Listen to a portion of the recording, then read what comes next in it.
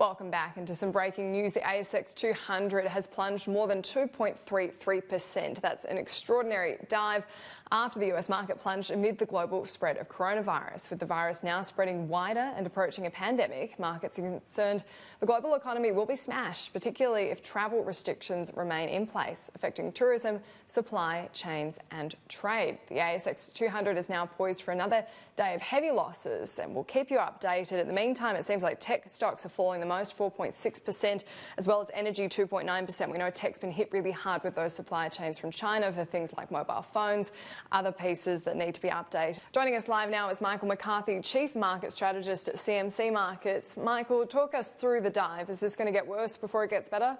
Certainly seems so. The price action at the moment is terrible.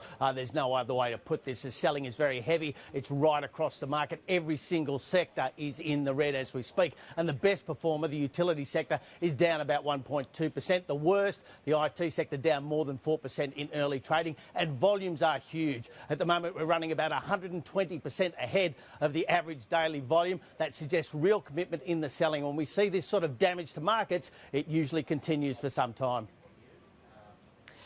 And this isn't unprecedented. I'm seeing some reports that the dive this morning hasn't happened for about 6 months. Is there a chance we could be perhaps overreacting to this move?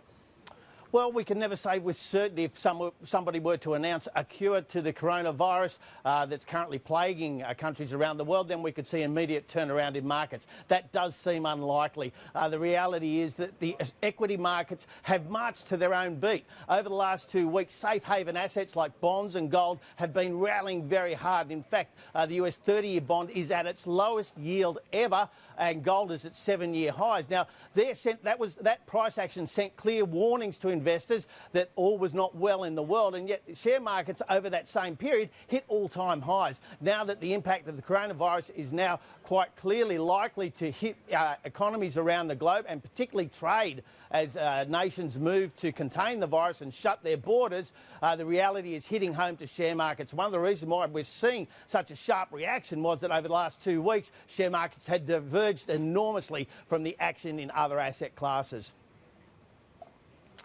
Well, certainly one we'll be watching very closely throughout the day. Michael McCarthy, thank you for your time.